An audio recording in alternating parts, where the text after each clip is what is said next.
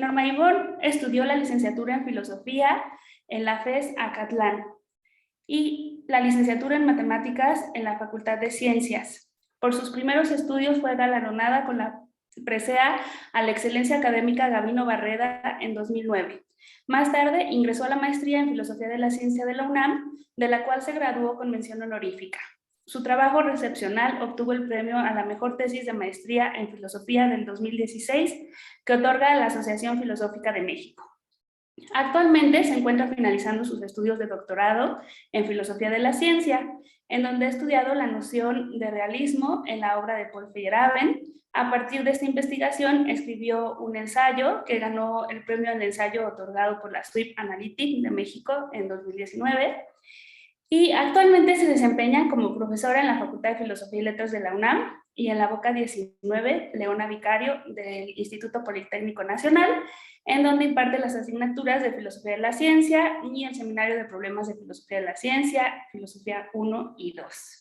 Entonces, pues es para mí un honor poder acompañarla a ella y a su replicante que presentaré más adelante cuando termine la ponencia. Norma Ivonne, si nos haces favor pues de decirnos el título y te doy la palabra. Gracias. Muchísimas gracias. Muchísimas gracias por la presentación. Muchísimas gracias a las asistentes el día de hoy y por supuesto a las organizadoras de este seminario tan necesario. Antes de comenzar, quisiera comentarles algo.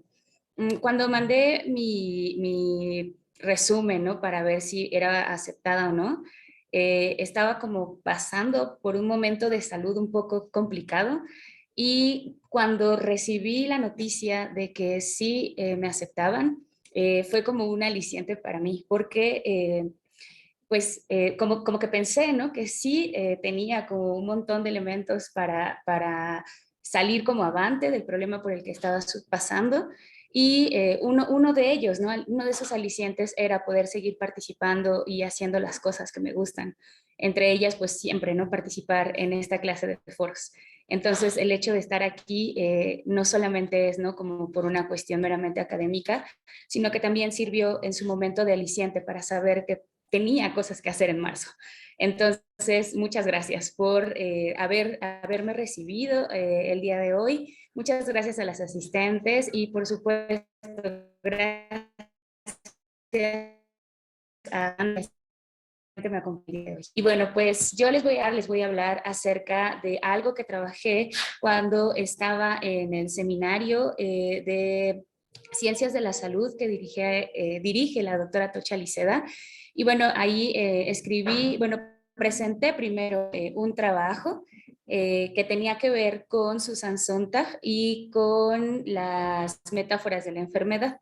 Posteriormente, pues llevé como esas reflexiones originales a el terreno de la COVID-19. Y entonces lo que voy a presentar el día de hoy se llama Metáforas de la COVID-19, un análisis desde Susan Sontag. Voy a compartirles una presentación que preparé para ir acompañando mi exposición. La presentación no es así como esquemática de lo que voy a ir presentando, sino más bien es con lo que me gustaría acompañar, ¿no? Lo que voy diciendo. Y bueno, pues les decía, lo que voy a presentar ahora mismo se llama Metáforas de COVID-19, un análisis desde Susan Sontag. Y bueno, pues Susan Sontag es una filósofa estadounidense de origen judío que escribió dos obras fundamentales sobre el pensamiento metafórico que subyace a la concepción de la enfermedad en las sociedades occidentales. Uno de ellos es La enfermedad y sus metáforas, que escribió en 1978, y otro es El SIDA y sus metáforas, de 1988. Las reflexiones que vamos a encontrar en estos trabajos, de acuerdo con Sandra Strovitsky, han sido severamente criticadas debido a las tesis que comparten. A saber, las asociaciones metafóricas pueden y deben eliminarse de nuestra experiencia de la enfermedad. La metáfora, de acuerdo con Susan Sontag no puede ser pensada únicamente como un recurso que estiliza la forma en que vivimos nuestras enfermedades, sino debe ser pensada también como una herramienta epistemológica y ontológica capaz de proporcionarnos una particular forma de conocerlas y experimentarlas. El pensamiento metafórico dota de nuevos significados a la enfermedad. Sin embargo, estos suelen trascender el ámbito médico y contribuir a la construcción de fantasías punitivas o sentimentales que conducen al establecimiento de mitos que nos impiden vivirlas de forma saludable. La tuberculosis, el cáncer, el SIDA son casos de enfermedades mitificadas, porque en su momento no solo fueron consideradas como incurables, sino también como misteriosas y por ende como una especie de condena. Pronunciar su nombre, saberse enfermo de cáncer, por ejemplo, fue y en el imaginario colectivo sigue siendo equivalente a diagnosticar la muerte. Hoy sabemos que el destino natural del cáncer no siempre es este. Y aunque no siempre hay cura para enfermedades que típicamente se conciben como fatales, sí hay tratamientos que nos permiten paliar el dolor y alejarnos del sufrimiento que pueden acarrear.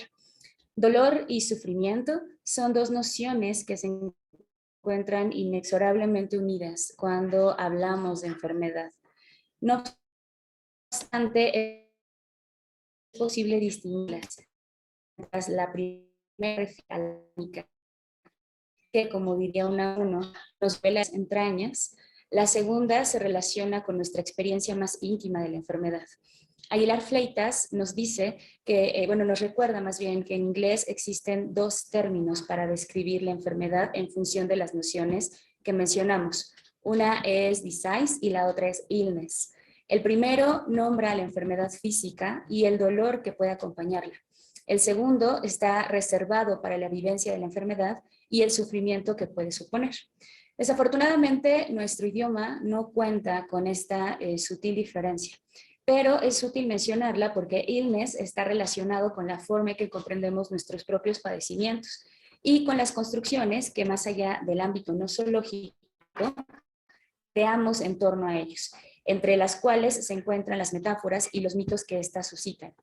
Mitificar la enfermedad hace que ésta no solo provoque dolor, sino también sufrimiento, razón por la cual Sontag insiste en señalar que las construcciones metafóricas que suelen acompañarlas no son inocuas, al contrario, configuran nuestra comprensión y vivencia de la enfermedad misma, haciéndola ver incluso más grave o terrorífica de lo que es en realidad.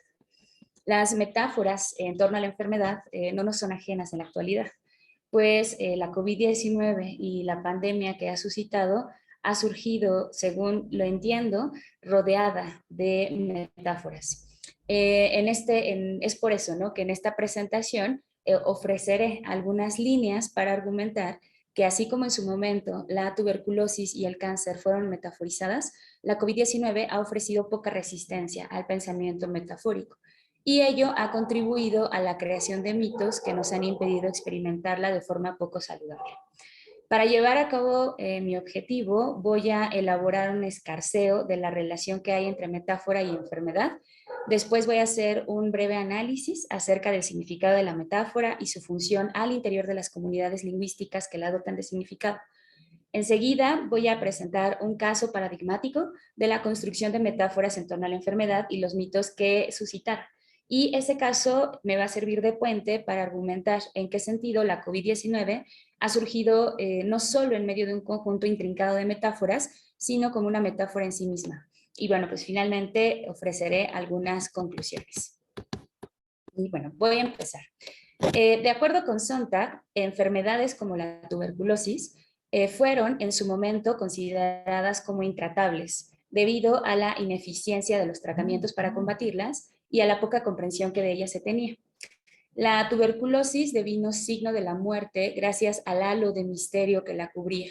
El cáncer y el SIDA corrieron con la misma suerte. De ahí,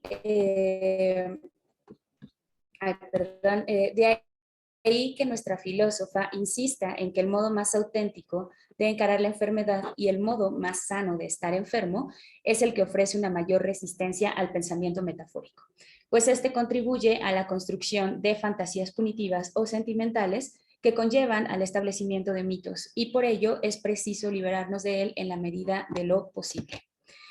En el caso particular de la tuberculosis, hasta el siglo XIX se consideró como una enfermedad asociada al neuma y por ello al alma. Además, se convirtió en una suerte de moda aristocrática que permitía justificar la vida bohemia y de refinamiento de quienes la padecían. Asimismo, se le atribuyeron poderes afrodisíacos que convertían a los hombres en seres misteriosos y hacían virtuosos a los poetas. En el caso de la mujer, la hacía ver como una hermosa criatura e incluso se llegó a pensar que la imagen de la tuberculosa era equivalente al canon de belleza femenina. Una mujer delgada, lívida, de mejillas rosadas y labios rojos. Por otro lado, el cáncer es comparado con un campo de batalla. El cáncer invade el organismo. En la actualidad solemos escuchar que alguien ha ganado o ha perdido la batalla contra el cáncer, como si sobre el sujeto enfermo recayera la fuerza, el deseo o la responsabilidad de su recuperación.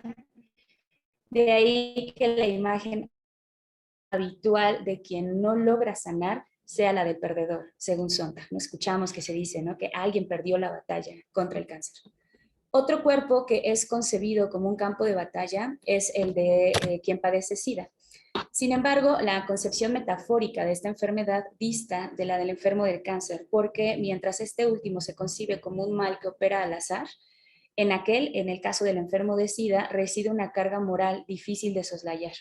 Tener SIDA, nos dice Sontag, es precisamente ponerse en evidencia como miembro de algún grupo de riesgo, de una comunidad de parias. El SIDA, como sabemos, fue catalogado durante mucho tiempo como una enfermedad homosexual o propia de los homosexuales, ¿no? Por mucho tiempo se pensó así. Y no solo eso, sino de un homosexual que llevaba una vida desenfrenada. Y independientemente de su orientación sexual, no solo llevaban una vida licenciosa, sino que además eran sexualmente irresponsables. Este proceso de metaforización se desarrolló junto con estas que se desarrolló junto con estas enfermedades, no solo dejó de lado el paulatino aislamiento, las verdaderas condiciones de salud y los sentimientos de vergüenza que acaso experimentaron los sujetos que las padecieron, sino también evitó que vivieran su enfermedad de forma sana, es decir, sin concebirla como una maldición, un castigo, una vergüenza o una sentencia de muerte. Concebir a la enfermedad sin el peso del castigo, la culpa o cualquier otra asociación metafórica equivale a vivirla, de acuerdo con Sontag, sin significado. Esto es, de manera informada y activa, lo cual involucra pedir a los médicos que nos digan la verdad y también implica conseguir un buen tratamiento en medio de la inepcia tan difundida. Es importante discutir, ¿no?, esto último, porque es bastante polémico, ¿no? O sea, plantear la posibilidad de vivir la enfermedad sin significado. Y esto lo vamos a hacer más adelante. Pero por ahora quisiera llamar la atención sobre la relación que hay entre la metáfora y la enfermedad en sí misma, ya que al para enfermedades concretas, sino que hemos hecho de la enfermedad misma, de la noción de enfermedad, una noción metafórica. Y bueno, pues en efecto, ¿no? No solo podemos señalar enfermedades comprendidas a la luz de su metaforización, sino también a la enfermedad misma como una metáfora. Deborah Lupton advierte que frecuentemente describimos el desorden, el caos o la corrupción de una sociedad como una especie de cáncer. Nombramos al psicópata y al perverso como alguien enfermo. E incluso solemos decir, al menos en México, que alguien nos enferma cuando nos molesta o nos causa cierto disgusto. Hacer uso de la noción de enfermedad más allá del ámbito médico pone de manifiesto, como Lupton sugiere, que existe una relación entre el discurso metafórico aplicado a la enfermedad y el uso para describir la enfermedad. La noción de enfermedad misma se usa como una metáfora de lo negativo, de lo perverso o del mal. Asociar la enfermedad con el mal no es algo arbitrario. Es más, exhibe el rasgo metafórico con que solemos experimentarla. Su nombre, de acuerdo con Sontag, se torna de ser un sustantivo, pues se torna adjetivo y es usado como un sinónimo de lo repugnante, como en el caso, por ejemplo, del término enfermizo. de lo decrépito o pestilente. Proyectamos sobre la enfermedad, estamos sobre el y proyectamos. He aquí el problema que nuestra filósofa intenta señalar. Las metáforas no son inocuas, impactan y modifican nuestra forma de conocer los objetos, configuran nuestra percepción y sobre todo moldean nuestras prácticas, pues la forma de actuar frente a nuestros males dependerá de cómo los hemos concebido. Aún más, las representaciones metafóricas no son políticamente neutrales, como nos dice Lupton, tienen una función específica. Se utilizan comúnmente en las luchas ideológicas en torno a significados en disputa y pueden concebirse como estrategias lingüísticas utilizadas para persuadir acerca de la aceptación de un significado sobre otros. Bueno, pues aquí para comprender, ¿no?, esta última afirmación, me gustaría caracterizar qué podemos entender por metáfora, porque es de ahí, ¿no?, de donde parte como todo este análisis. Y bueno, en análisis semiótico de la metáfora, Mauricio Beuchat sostiene que la metáfora traslada el sentido recto de las voces a otro figurado, en virtud de una comparación tácita, es decir, toda metáfora supone una semejanza simbólica entre dos objetos, de tal forma que eventualmente uno puede ser sustituido por otro. Para comprender mejor en qué consiste esta semejanza, Beuchat nos sugiere que la metáfora puede ser analizada al menos en tres dimensiones: su dimensión sintáctica, una dimensión semántica y una dimensión pragmática. En el primer caso, en cuanto a la dimensión sintáctica, nos dice que la metáfora no introduce irregularidades sintácticas que afecten el uso habitual del significado. Es decir, respetan la sintaxis ordinaria, la norma de su categoría y la norma de su categoría sintáctica correspondiente. Por ejemplo, cuando afirmamos que una noticia nos golpeó fuerte, queremos decir que nos ha afectado mucho. Podemos aquí observar, ¿no?, que en esta expresión existe una sustitución que respeta las categorías gramaticales involucradas. O sea, sustituimos, ¿no?, verbo por verbo y adverbio por adverbio. Respecto a la dimensión semántica, el filósofo sostiene que la metáfora cobra un valor propio, pero no definitivo, razón por la cual puede atribuírsele un carácter vicario y transitorio. No obstante, el sentido no ofrece una constitución alternativa de determinados hechos o fenómenos. Al contrario, se nos muestra como una transformación de la realidad al representarla simbólicamente. Así, por ejemplo, un poeta encontrará más sugestivo y gratificante decir oro referido al cabello de su amada en lugar de llamarlo amarillo simplemente, porque ya hay, ¿no?, un cierto gusto en descubrir ese segundo sentido o esa segunda connotación. En este caso, que además es un ejemplo que el mismo Beuchat nos proporciona, el término oro sustituye a la palabra amarillo. Sin embargo, no podemos asumir que el primero constituye una manera alterna de caracterizar el color del cabello, porque decir oro en lugar de amarillo o incluso rubio involucra fundamentalmente juicios de valor que estos últimos no tienen. Un cabello de oro no solo es amarillo, también es brillante, es deseable, es apreciable.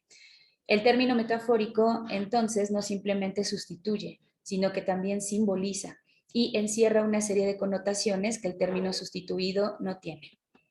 Finalmente, la dimensión pragmática se refiere a la manera en que la metáfora se recibe y funciona en las comunidades lingüísticas que la usan de manera habitual y familiar. Esta dimensión nos permite advertir que la fuerza simbólica de la metáfora impacta de tal manera que puede llegar el caso en que sea imposible expresar ciertos aspectos de la realidad sin su ayuda, o bien sin que sea necesario explicar a qué nos referimos cuando la usamos. Expresiones, por ejemplo, ¿no?, en México, como se me durmió la pierna, ilustran el sentido que cobra la metáfora al interior de una comunidad lingüística y la capacidad que tienen sus miembros para comprenderla sin necesidad de explicitar claramente que cuando digo se me durmió la pierna, queremos decir que tenemos una incapacidad momentánea del movimiento en la pierna. La metáfora, de acuerdo con lo expuesto hasta ahora, no se reduce a cuestiones meramente lingüísticas. Al contrario, nos ayuda a moldear ciertos aspectos de la realidad mediante su empleo. Pensemos, por ejemplo, en algunas metáforas que nos proporciona el ámbito bélico. El término conquistar refiere al acto de apoderarse de un territorio por medio de las armas, pero este término pues también es usado para nombrar el acto de tener algo con esfuerzo y trabajo que alguien logró conquistar, ¿no? Por ejemplo, la cima del éxito. Y es usado también, por ejemplo, en el terreno amoroso, como en la expresión no pudo conquistar su corazón.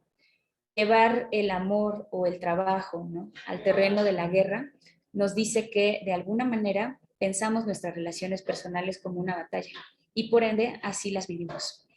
Este tipo de concepciones simbólicas nos deja ver cómo sus obras no son simplemente una cuestión de lenguaje, ya que son capaces de moldear y crear nuevas realidades mediante la reestructuración de nuestro sistema conceptual, nuestras actitudes y nuestras acciones, sobre todo. Aquí creo que hay que ser como bastante cuidadosas. Las palabras pues no cambian la realidad por decreto. Sin embargo, las modificaciones que sufren nuestros sistemas conceptuales sí pueden cambiar lo que es real para nosotros. Y por ello impactan directamente en la manera en que percibimos el mundo y la forma en que nos conducimos en él. Pues actuamos sobre la base de tales concepciones. Aún más, ¿no? Bachelard, por ejemplo, advierte que no son las metáforas se usan a la razón, pero no debemos olvidar que suele estar en esquemas generales. Esta precisión nos regresa al peligro que Sontag ve en el pensamiento metafórico. Es difícil, pues, apartarnos de él e incluso distinguirlo con claridad. Y por ello debemos, y en la medida de lo posible, máxime cuando se asocia a nuestra experiencia de la enfermedad. Voy a leer aquí una cita de Sontag que nos ilustra o que amplía un poquito más esta idea. Decir que una cosa es o que es como algo que no es, constituye una operación mental tan vieja como la filosofía y la poesía. El caldo de cultivo de la mayor parte del entendimiento, inclusive el entendimiento científico y la expresividad, desde luego, no es posible pensar sin metáforas. Pero eso no significa que no existan metáforas de las que es mejor abstenerse o tratar de apartarse. Como también, claro está, todo pensamiento es interpretación, lo que no quiere decir que a veces no sea correcto estar en contra de la interpretación. Y aquí termina la cita.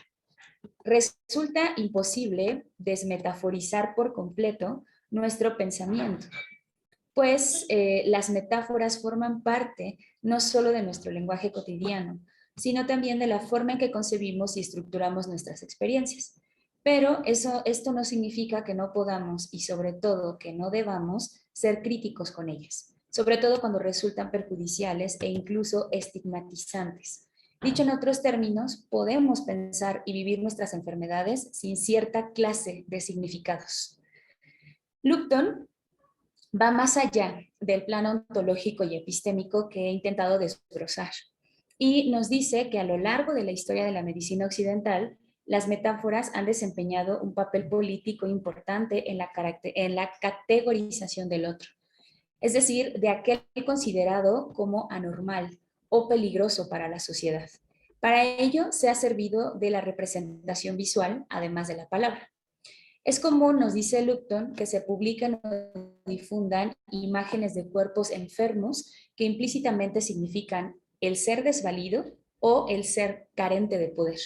Por ejemplo, el niño hambriento y demacrado en África, el homosexual delgado que muere de SIDA y ha sido marcado por las lesiones de sarcoma de Kaposi, los órganos internos brutalmente expuestos de una de salud que intentan prevenir los peligros del tabaquismo, por poner un caso, utilizan imágenes vívidas y repugnantes de los cuerpos de fumadores devastados por enfermedades causadas por su hábito. O bien, en el intento de persuadir a los espectadores para mejorar su alimentación, se presentan cuerpos semidesnudos o imágenes poco favorecedoras como ejemplos de lo que sucedería si nos permitimos aumentar de peso. La metáfora y sus diferentes representaciones constituyen una reveladora visión de la ideología y mitos que rodean la relación médico-paciente en el contexto del sistema biomédico de curación. Y tenemos de ella, y por supuesto, nuestra conceptualización y vínculo con el enfermo, que visto desde esta perspectiva se nos muestra como el otro que no deseamos ser. la encarnación misma del peligro e incluso del terror. Sontag nos diría que la mixtificación o la mitificación de la enfermedad que suscita la metáfora hace que el contacto con quien sufre un padecimiento supuestamente misterioso tenga inevitablemente algo de infracción, o peor, algo de ensoñación romántica, como sucedió con la tuberculosis, de la cual voy a hablar a continuación.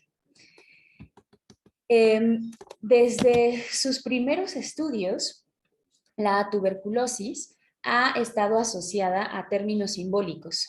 En las epidemias, Hipócrates se refiere a ella de la siguiente manera. Nos dice, a partir del principio del verano, a lo largo del invierno, y muchos de los que estaban debilitando gradualmente ya desde hacía mucho tiempo se postraron en su lecho ya tísicos.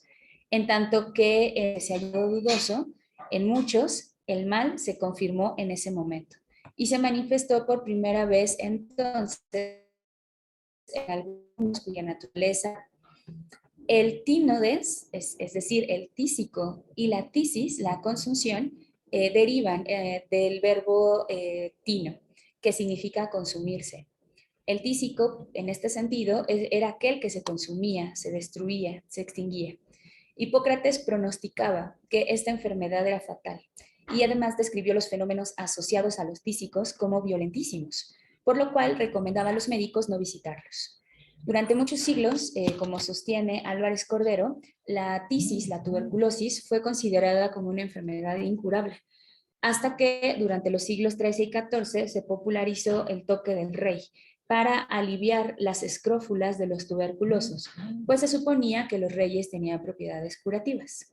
Así, Felipe el Hermoso, Roberto II el Piadoso, San Luis de Francia, Enrique IV de Francia, tocaban las úlceras de los enfermos pronunciando las palabras rituales. El rey te toca, Dios te cura.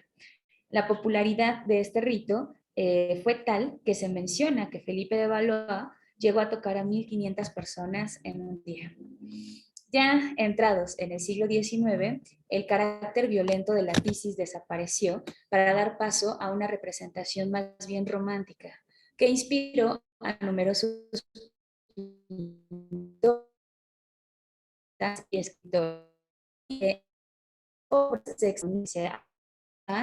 de forma inexorable con una belleza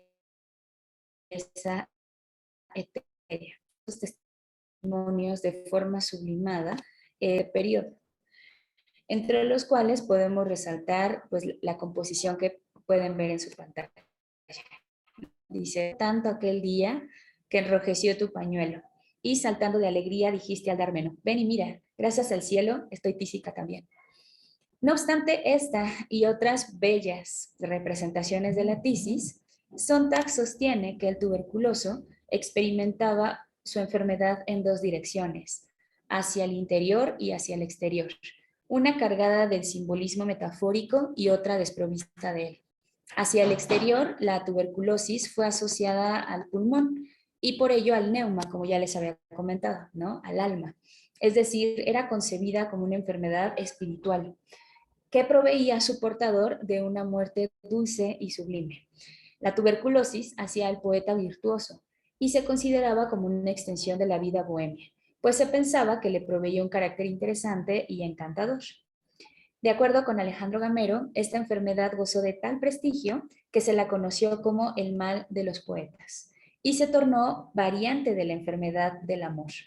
Edgar Allan Poe, Balzac, Maupassant, Emerson y Sir Walter Scott la padecieron. Novalis, Schiller, Keats, Becker, ¿no? Chekhov, Whitman murieron de tuberculosis. Tal fue su impacto que se convirtió no solo en una moda entre los poetas, sino también entre los aristócratas, pues exaltaba aún más su refinamiento. Por otra parte, el ambiente romántico vio en la mujer tuberculosa una suerte de heroína, dotada no solo de sensibilidad, sino también de una belleza envidiable y deseable.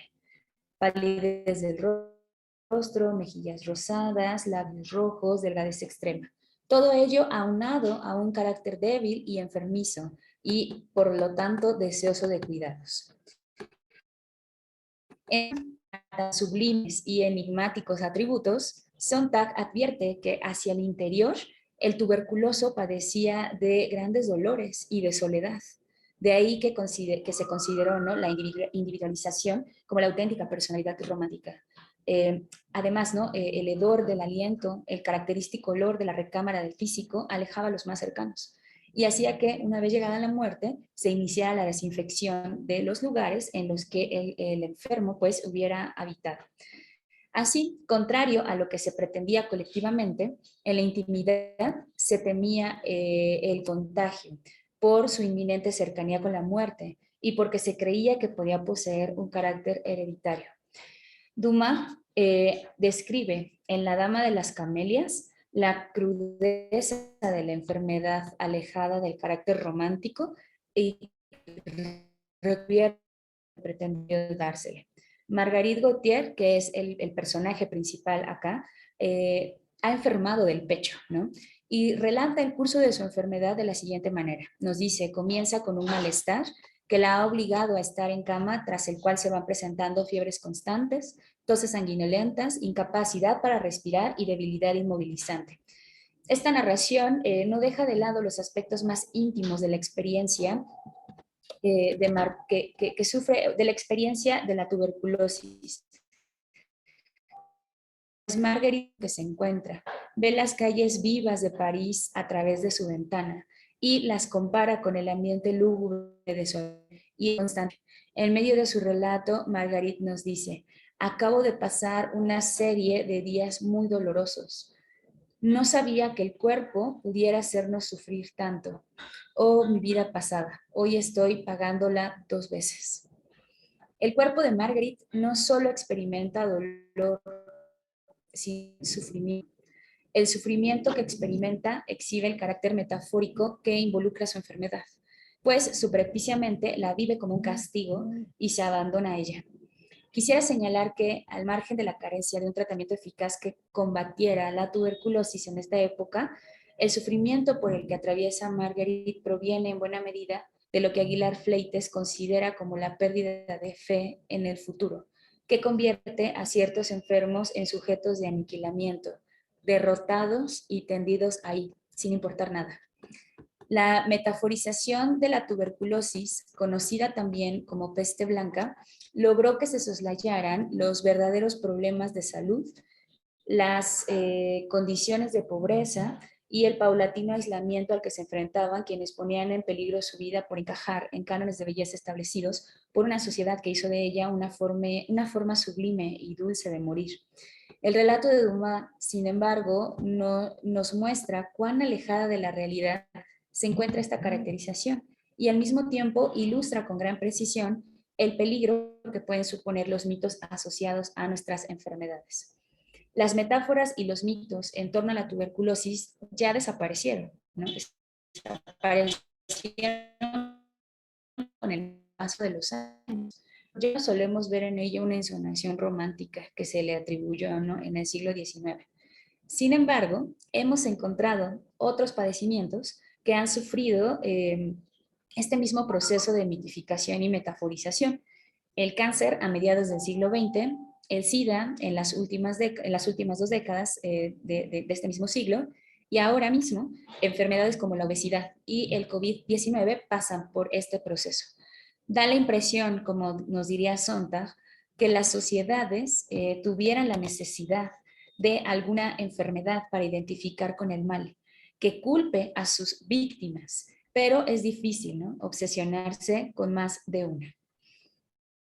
Y bueno, esto último me va a dar paso para hablar de lo que considero que son como las metáforas asociadas a la COVID.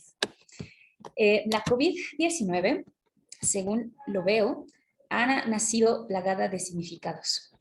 Esta abundancia semántica obedece en parte al desconocimiento que todavía tenemos de la enfermedad y también al halo de misterio que, derivado de nuestra ignorancia, la cubre. Tan pronto como nos enteramos del avance de contagios y de una pandemia que se avecinaba, La falta de explicaciones sobre su forma de actuar, la carencia de tratamientos efectivos que la combatieran, fueron suplidas por un conjunto de metáforas que nos permitieron aproximarnos a su comprensión, la cual, paradójicamente, nos alejó de su naturaleza. Bastó, tal cual dice Sontag, con verla como un enigma y temerla intensamente para que se volviera moralmente, sino literalmente contagiosa.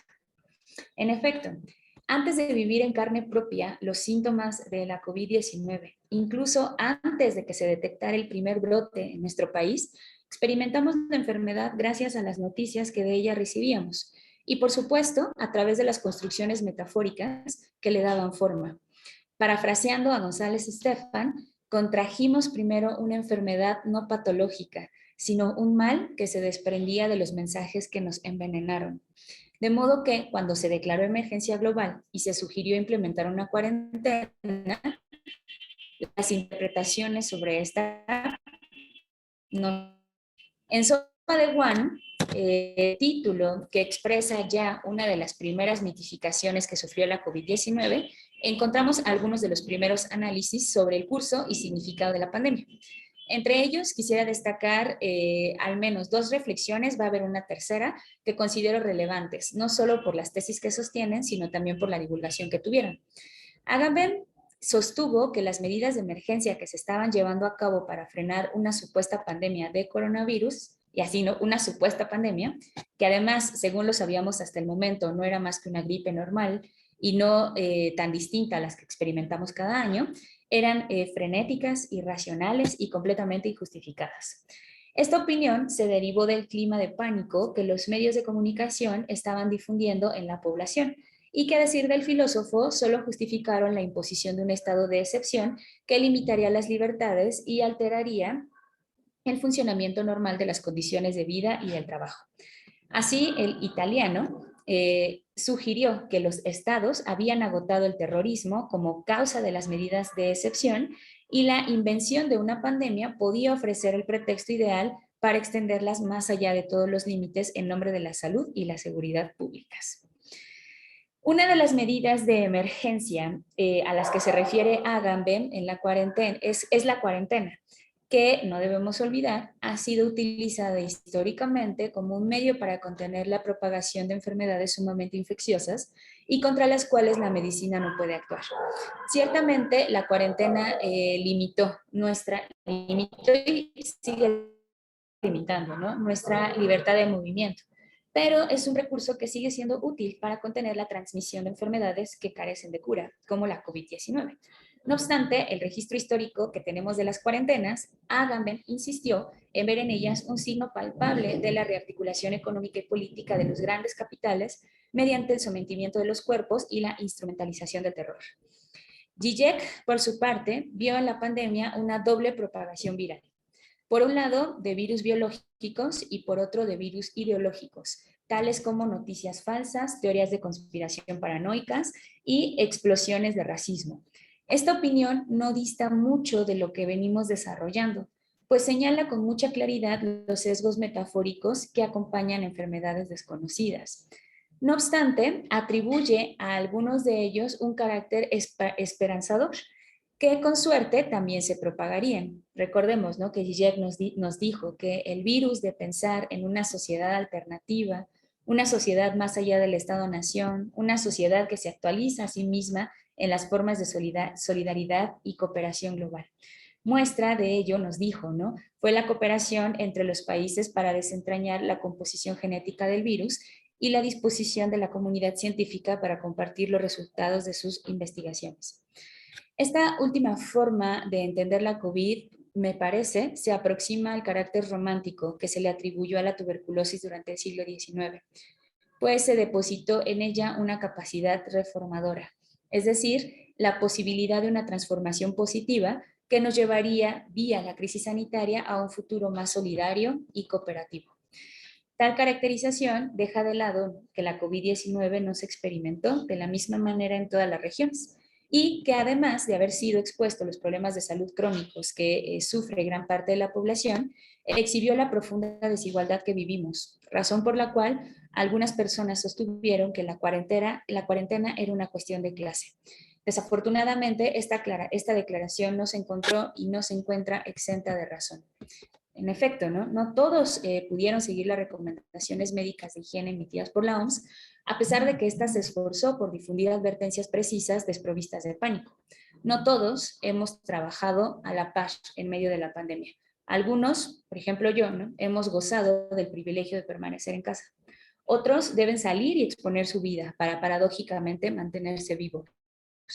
Aún más, la supuesta cooperación que al inicio de la crisis sanitaria se dio entre los países se ha visto frenada debido a la carrera por producir una vacuna más efectiva. Quien produce la mejor vacuna, quienes tienen los recursos para acceder a ellas. ¿Qué países han diseñado mejores campañas de vacunación? En suma, quienes han manejado y capitalizado mejor la pandemia son cuestiones que actualmente seguimos discutiendo y asestan un golpe a la Kill Bill, al romance vírico que Zizek propuso. Agamben y Zizek no son los únicos filósofos que han interpretado la COVID a la luz de consideraciones políticas. Byung-Chul Han ha sostenido que esta representa el comienzo de una nueva modalidad de biopolítica que exigiría una mayor presencia de la vigilancia digital, la cual además probó su efectividad país en el que se logró contener la propagación del virus o medicamentos. La reflexión en torno a la COVID-19 de las consideraciones ha sido útil para comprender la trascendencia política y económica de la enfermedad, pero no podemos dejar de lado que también ha contribuido a mitificarla, dado la sobresaturación de significados que desde un inicio se le atribuyó. Insistimos, antes de vivir la enfermedad patológica, o sea, en un sentido biológico, nos enfermaron las palabras. Ahora, la COVID-19 ha sido significada también fuera del terreno filosófico. En México se le ha concebido de diferentes maneras, como una enfermedad, como una simple gripe que no exige mayores cuidados, o bien como una enfermedad que una vez diagnosticada nos lleva a la hijo de ella, que no era más que un mito creado por los medios. Naturalmente, estas afirmaciones suscitaron variadas reacciones entre nuestra población. Algunos ignoraron deliberadamente las recomendaciones médicas la enfermedad del pánico que verse contagiados, trayendo como consecuencia o bien cuadro bien el suicidio una vez recibido el diagnóstico. Finalmente, hubo grupos que prefirieron no recibir atención médica por el temor que suponía encontrar la muerte en el hospital, y no porque el desarrollo de la enfermedad fuera fatal, sino porque se creyó que el personal sanitario la provocaba deliberadamente. Sus medios de prevención no han escapado de bocas, se ha caracterizado como un bozal que simboliza el deseo del Estado por someter a su población, por mantenerla silenciada. La tan esperada vacuna se catalogó como un instrumento que pretendía vigilarnos mediante la inserción de microchips, o bien se ha desprestigiado por su rápido desarrollo o por su lugar de creación, lo cual ha llevado a algunos grupos a creer que en concreto, o llevó a algunos grupos a creer, que en concreto la vacuna Sputnik representaba en el mejor de los casos la aceptación del comunismo de los 70 y en el peor de los casos una forma de conversión biológica al comunismo. Ahora mismo, con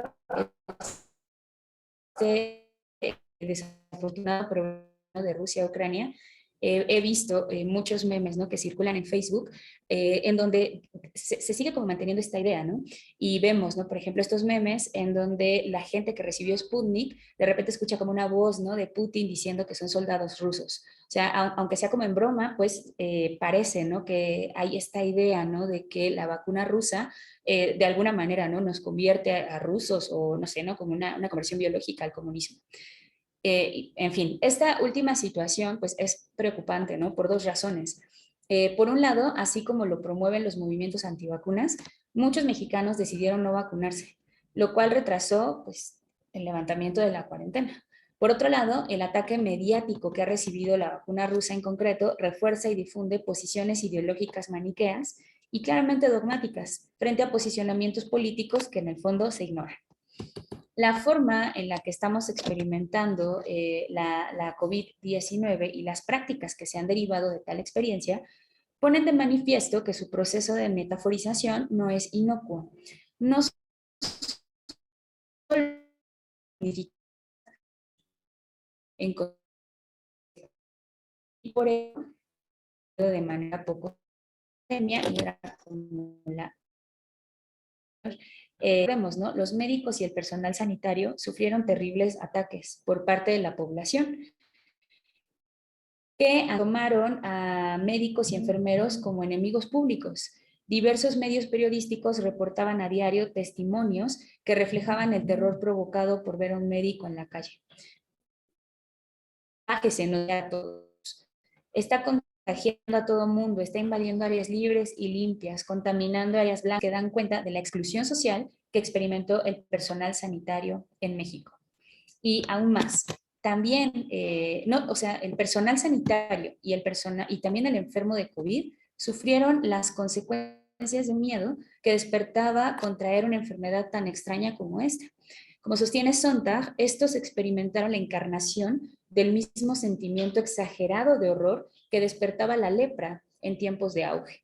Por ello, devinieron en leprosos modernos de quienes no solo se urgía alejarse, sino también aniquilar y excluir. Ante esta reacción, los médicos y enfermeros se ocultaron tras su ropa de civil, mientras que los enfermos debieron ocultar su padecimiento. Y en secreto. Tras el paso de los meses, la actitud hacia el personal médico se modificó. Sin embargo, el enfermo siguió siendo visto como un paria, y esto se acentuó aún más por la obligada cuarentena que debía seguir. La información que contamos actualmente y la agresiva difusión que se ha hecho de las medidas sanitarias ha instaurado nuevas formas de significar la enfermedad.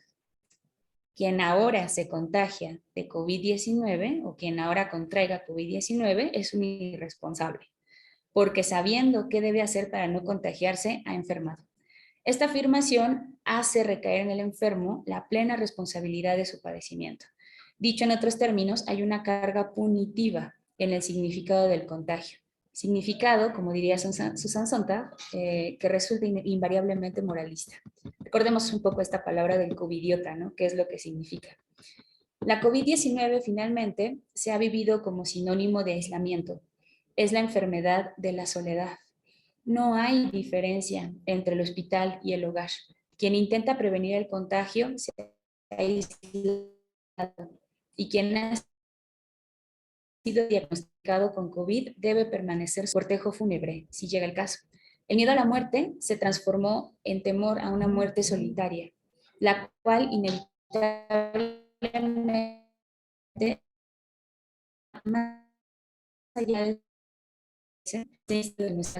a las que por seguridad sanitaria debieron asistir la menor cantidad posible de amigos, familiares y allegados.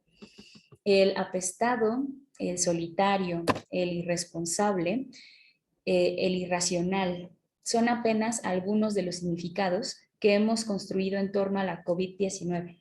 A ellos se suma además el miedo a la forma de muerte que su nombre evoca y también la gran diversidad de significados políticos y económicos que se le atribuyeron tan pronto como apareció y se comenzó a propagar. Estas metáforas han configurado nuestra experiencia individual y colectiva de la enfermedad. Nos han proporcionado herramientas para conocerla y prevenirla, pero también han expuesto de nueva cuenta, nuestra necesidad de encontrar alguna enfermedad que encarne nuestras ideas del mal y nuestros temores más profundos. Y bueno, voy a pasar a algunas conclusiones. Muy bien. Llevas 45 minutos, entonces nada más pues para que midas el tiempo de tus conclusiones. Sí. Ya las conclusiones son brevísimas. Seguimos sin saber plenamente cómo opera la COVID-19. Y en algunas personas es asintomática y en otras puede ser fatal. Diabetes, la edad, la hipertensión y la obesidad son factores de riesgo para que ésta se agrave. No obstante, sigue siendo una enfermedad misteriosa y temida. De ahí que sigamos atribuyéndole los significados de la COVID-19 dan cuenta de las metáforas que le hemos asociado, las cuales, como hemos visto, pueden resultar problemáticas, porque contribuyen a ver en ella una serie de mitos que resultan más peligrosos que la enfermedad en sí misma. En primer lugar, no es extraña la idea de que enfermedades como estas se consideren como inexistentes. El SIDA pasó por el mismo proceso de descrédito y provocó, como ahora, una serie de contagios que pudieron haberse evitado. Sin embargo, pues bastó con experimentar de forma cada vez más cercana su presencia para convencerse de que se trataba de una enfermedad real. Con la COVID-19 sucedió algo análogo. Por otro lado, las metáforas políticas que hemos asociado a la COVID, más que describir a la enfermedad en sí, han expresado los miedos de una sociedad como la que, de una sociedad, ¿no?, que como la nuestra evita decir abiertamente, perder nuestra ya limitada libertad, someternos a un sistema de vigilancia más extremo, o bien dar plena cabida en nuestras vidas al mundo digital que nos aleja del contacto con los otros y reduce nuestras relaciones a la mediación que nos ofrece la máquina, son algunos ejemplos de ello.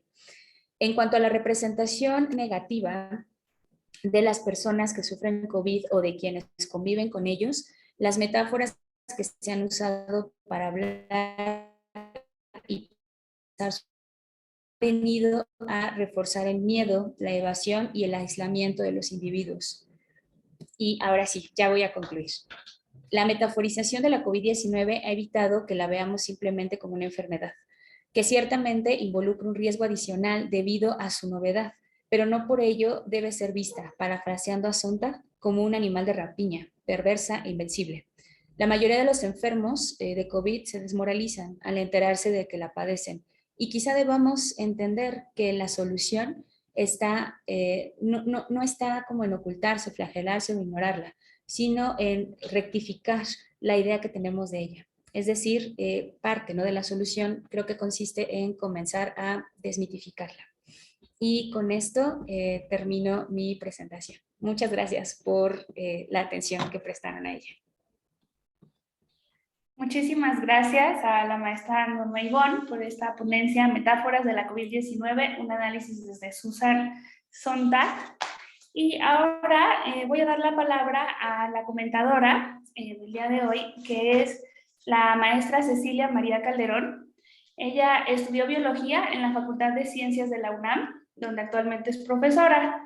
Al terminar la licenciatura ingresó a la maestría de Filosofía de la Ciencia y se graduó con la tesis Construcción del conocimiento en la tetralogía de Salud.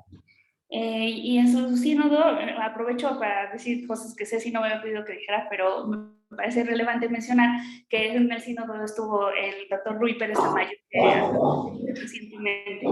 Y bueno, pues le recordamos con mucho cariño a todos los filósofos y filósofas de la ciencia. Cecilia Calderón también estudió el máster en Filosofía de la Ciencia en la Universidad de San Sebastián, del País Vasco, y actualmente, además de ser docente en la UNAM, como mencionaba, es candidata a doctora en Filosofía de la Ciencia y su tesis propone a la filosofía de la cirugía como una nueva área de reflexión. Al igual que la maestra Norma Ivonne, la maestra Cecilia Calderón participa en el seminario de epistemología de las ciencias de la salud que dirige la doctora Tocha Lizada y que felizmente nos hizo coincidir durante algunos años. Adelante, Ceci, tienes la palabra.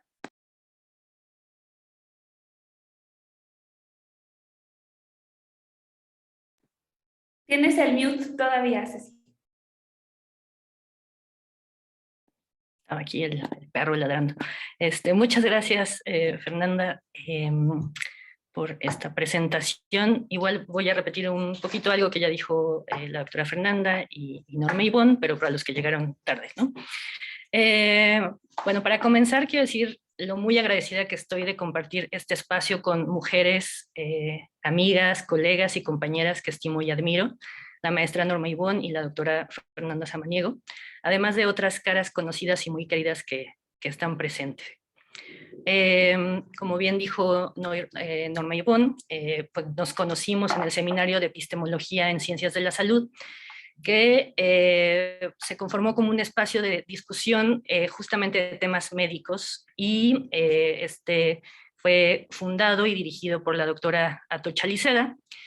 Y quiero decir que es, de hecho, probablemente el primer esfuerzo por institucionalizar la filosofía de la medicina, independientemente de la bioética, que ya cuenta con sus espacios en la UNAM. Este seminario se llevó a cabo del 2017 hasta que justamente la pandemia detuvo nuestras actividades, así como las de prácticamente todo el mundo. Fue en este seminario que Norma nos hizo una excelente presentación del trabajo de Susan Sontag sobre la enfermedad y sus metáforas, el cual dio pie a esta interesante reflexión que ahora nos trae sobre el COVID-19 y sus metáforas. Si bien el trabajo de Sontag sobre el cáncer y sobre el SIDA es fascinante, también puede resultar lejano, mientras que por otro lado el COVID nos afectó a todos de alguna forma u otra. Por lo que estas reflexiones sobre sus metáforas nos son, creo yo, más cercanas y nos muestran con especial fuerza la importancia de hacer filosofía de la medicina. Que aunque suene increíble, hubo hace unos 30 años una acalorada discusión sobre si la filosofía de la medicina era o no un campo autónomo de indagación filosófica con un corpus de problemas propios e independiente de la filosofía de la ciencia. Basta decir que el tiempo ya ha dado su veredicto. Ahora bien, las que hacemos filosofía de la medicina tenemos la difícil tarea de indagar sobre una actividad compleja y con una jerga muy cerrada. Y hay que hacer un esfuerzo constante para que nuestras reflexiones den cuenta de la práctica médica, evitando nuestros propios sesgos. ¿A qué me refiero? Hace unos días platicaba con colegas muy estimadas, quienes afirmaban que la medicina no buscaba el bienestar del paciente, sino solamente la cura o la mitigación de la enfermedad. Todo un tema. Por mi lado, planteaba que la medicina también tiene como objetivo el bienestar del paciente. Pensar que la medicina solo busca curar o mitigar es crear una imagen centrada, creo yo, sobre todo en los fallos de la medicina, y que no tome en cuenta la incertidumbre con la que conviven diariamente los médicos, ya que de hecho no siempre hay una cura posible o esta repercute negativamente de tal modo en la calidad de vida del paciente que se deben de buscar otras vías. Pienso, por ejemplo, en cómo ha evolucionado el tratamiento del cáncer de mama desde un primer abordaje quirúrgico radical en el que incluso se removían costillas, además de todo el seno y los nodos, a buscar deformar menos el cuerpo de las pacientes.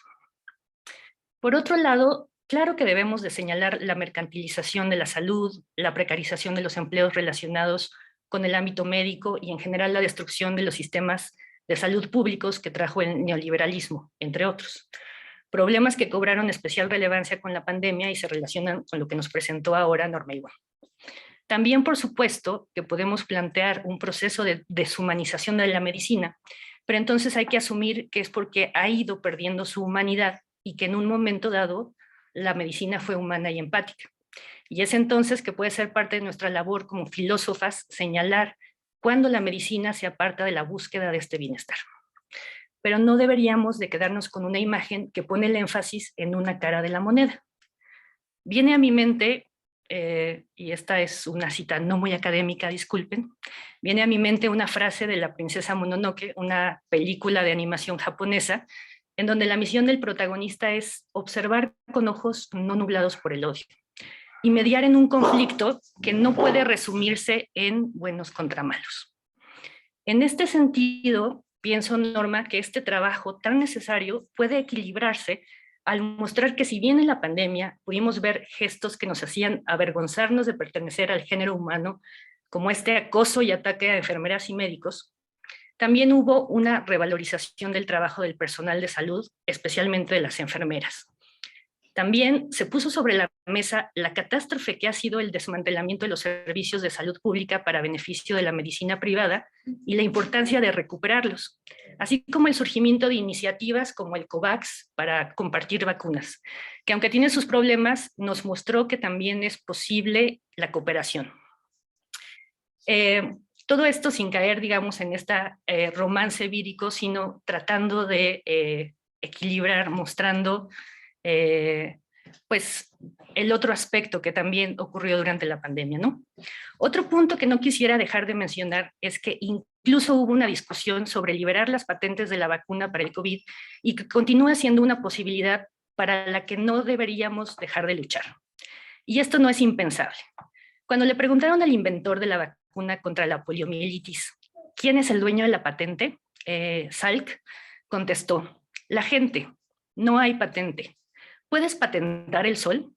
Esto fue en 1955 y desde entonces olvidamos que otros valores pueden guiar la investigación. Creo además que en este momento, 2 años después, se pueden hacer valoraciones más meditadas y con más herramientas, en contraste con algunas que tú misma nos presentas, Norma, en tu trabajo, como las del filósofo italiano Giorgio Agamben,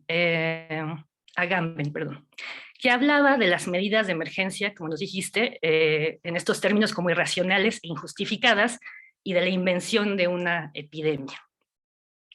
Otros puntos que considero ayudarían al análisis de las metáforas del COVID son, por ejemplo, que explicaras desde el inicio cuáles son las fantasías punitivas y sentimentales que entiendo son parte importante en el análisis de Susan Sontag y que permitirían hacer más claramente este paralelismo con el caso del COVID. De igual manera, valdría la pena plantear claramente desde el principio qué concepto de metáfora vas a utilizar, porque a veces pareciera que las posturas de Sontag y de Beuchot se contraponen. Mientras que la primera también basé mucho mis comentarios en un manuscrito que me había hecho llegar Norma. Sontag habla de eliminar metáforas de la enfermedad, ¿no? Para vivirlas de esta manera más saludable, mientras que Beuchot afirma que nos ayudan a expresar ciertos aspectos de la realidad que no podríamos fácilmente expresar de otro modo, ¿no? También en esta línea hace referencia a Lupton, que maneja de hecho imágenes como metáforas, por lo que pienso que conviene concretar qué aspectos vas a retomar en tu análisis concretamente. Bueno, ya casi por terminar, quisiera hacer una defensa de la lengua castellana o del español, en que, bueno, muy al principio de la presentación decías que estaban los términos de disease e illness y no teníamos como algo similar en español, y yo voy a defender que de hecho tenemos enfermedad y tenemos padecimiento que se relaciona con esta idea de illness que nos presentas, ¿no? La de padecer, ¿no? Que está muy centrada en la vivencia de justamente el que lleva la carga de esta enfermedad, ¿no? Bueno, finalmente me queda la pregunta, si de hecho las metáforas nos ayudan a entender nuestras vivencias con la enfermedad y a explicar lo que resulta imposible en la jerga médica cuando tenemos un encuentro médico-paciente. Voy a poner un ejemplo. Doctora, tengo una cefalea severa en la zona parietal. Frente a, doctora, siento que me están taladrando las sienes. Un ejemplo muy básico, pero ¿debemos entonces eliminar las metáforas, como plantea Sontag, o podemos, de hecho, construir nuevas metáforas que nos ayuden a no añadir una carga extra a nuestros padecimientos? Enhorabuena, Norma Ivonne, por este primer acercamiento a las metáforas del COVID. Muchas gracias. Muchas gracias, maestra Cecilia Calderón, por la réplica. Seguramente, pues, Norma Ivonne tiene varias cosas que comentarle a Cecilia, pero siguiendo las instrucciones del seminario permanente, entiendo que lo que debe empezar ahora es una ronda de preguntas. De todas maneras, pues, cuando responda Norma Ivonne, tendrá oportunidad de dialogar con Ceci. Entonces, pues voy a abrir el micrófono para que se planteen algunas preguntas. Déjenme ver. Porque yo creo que porque tengo que estar como co-host. Bueno, ya vi que hay 2 manos levantadas. La primera es de Erika Torres y después está Ángeles Araña y yo me anoto como tercera si no se levantaran más. Adelante. Muchísimas gracias, Fernanda, Cecilia, y sobre todo Norma, fantástica, genial, me encantó. Yo tengo como un crush particular con las metáforas asociadas a conceptos, entonces, pues las relaciones entre conceptos y metáforas. Y yo quiero hacer como un follow-up a algo con lo que terminaba Cecilia, que también gracias por sus comentarios, y es que justamente parece que cuando tú dices que una de las sugerencias de Sontag, que es, bueno, que se ha asociado ciertas metáforas a la enfermedad que hacen que se viva de manera no sana esa enfermedad, pero en el sentido, pues, digamos, social y político, como con estas concepciones metafóricas asociadas a la enfermedad y que hay como una postura con respecto a eliminar las metáforas. Eso me hacía pensar un poco, por ejemplo, en estos problemas en filosofía de la mente donde se elimina o se quiere eliminar, digamos, como cierto lenguaje fenomenológico, que no es fenoménico, que no es otra cosa más que metáforas acerca de cómo se siente para uno. Entonces, no sé, pensemos que yo tengo un dolor, entonces tengo afectación en las fibras C, y entonces para evitar juicios sociales, morales, políticos, la manera más neutral de referirme a mi padecimiento es como que tengo daños en la fibra C, pero parece que decir que tengo daños en la fibra C, en las fibras C, no logra capturar realmente mi experiencia, y mi experiencia puede ser agonizante, atemorizante, no sé, terrorífica, solitaria. Entonces parece que todas estas metáforas, si bien tienen como todo este estigma negativo, incluso en esta descripción que pues decir que es aterrorizante también es negativo, pero parece que le dan como un aspecto semántico a la enfermedad como tal, que de otra manera no podría capturar la experiencia del paciente. Entonces, ¿tú estás de acuerdo con que de hecho debería eliminarse la metáfora asociada a la enfermedad? Porque eso sería como renunciar a una parte de la experiencia fenoménica de cómo es tener o padecer una enfermedad. Pero mil gracias por tu presentación, me encantó. Gracias, Erika. Sí, justo creo que, bueno, ahora mismo Cecilia no lo comentó en esta ocasión, pero en otras ocasiones, ¿no? Que platicábamos al respecto, pues estaba justo esta misma pregunta, ¿no? O sea, si era posible desmetaforizar como por completo, como dejar como en un estado de pureza, ¿no? La noción o la enfermedad misma. Aquí creo que no fui como lo suficientemente enfática, pero o sea, lo que Sontag sostiene es que hay que quitar cierto tipo de metáforas, ¿no? Sobre todo aquellas que hacen que recaiga sobre quien padece algo, no sé, una carga punitiva, ¿no? O sea, por ejemplo, sentir culpa por estar padeciendo lo que padeces. O bien aquellas, ¿no? Que hacen que suframos de más. O sea, esto como que me recuerda un poco a Séneca, ¿no? O sea, que sufrimos más por lo que imaginamos que por lo que realmente pasa, ¿no? Es lo que dice Séneca. Entonces, justo para allá va el asunto, ¿no? O sea, yo pienso que es imposible, ¿no? Deshacernos de nuestras metáforas, porque finalmente conocemos mucho a través de ellas. Pero creo también que es necesario para vivir de cierta forma nuestros padecimientos, alejarnos de algunas de ellas. O sea, justo, ¿no? Por ejemplo, este asunto, ¿no? De que te diagnostican, no sé, por ejemplo, cáncer, tú dices, ya me voy a morir, ¿no? O sea, y no, o sea, no como tal, ¿no? O sea, a lo mejor sí, pero no. Entonces, quitar, ¿no? Como cierta carga que también hace, ¿no? Que de pronto uno sea diagnosticado con una otra cosa y entonces pues te desmoralizas de entrada, ¿no? Y me parece que es justo como para allá, para donde va Sontag. La misma Sontag padeció cáncer de seno, su mamá murió de tuberculosis, ¿no? Entonces, como que le toca vivir muy de cerca todas estas fantasías que hay alrededor de estas enfermedades y de ahí, ¿no? La necesidad de intentar desmitificarlas, porque justo ese es el gran problema, creo que de Sontag. O sea, que ciertas metáforas mitifican la enfermedad y entonces vivimos a través de ellas, de esos mitos, y no podemos experienciar, ¿no? La enfermedad pues con todo lo que es, ¿no? Sino solo a través del dolor, a través del sufrimiento, de la pena, del castigo, la vergüenza que podemos sentir. Entonces, como contestando, ¿no? Yo no creo que se pueda hacer eso del todo, ¿no? Algunas, como muy bien dice Ceci, son súper importantes, ¿no? O sea, por ejemplo, esta idea de entender al, ay, se me fue, al sistema límbico, ¿no? Así como que está defendiéndonos. O sea, me parece como genial, ¿no? Porque de qué otra forma podríamos entender, ¿no? O sea, cómo funciona. Entonces, estas ideas, ¿no? Como asociadas me parecen como bastante buenas, como aparte, ¿no? Muy útiles, incluso pedagógicas, pero hay otras de las que creo que sí nos debemos alejar bastante, ¿no? Para evitar como el sufrimiento, ¿no? O sea, ya de por sí nos duele y todavía entonces es más pesado, ¿no? Sí. Muchas gracias, Norma Ivonne. Ahora vamos a escuchar a la doctora Ángeles Eraña. Hola, ay, estoy feliz de verlas a todas ustedes aquí. Qué alegría, Ana Rosa, Fernanda, Erika, hace rato estuvo Atocha, no saben qué alegría me da verlas. Norma, me encantó tu trabajo, me parece que estás haciendo algo muy bonito y muy importante en este momento.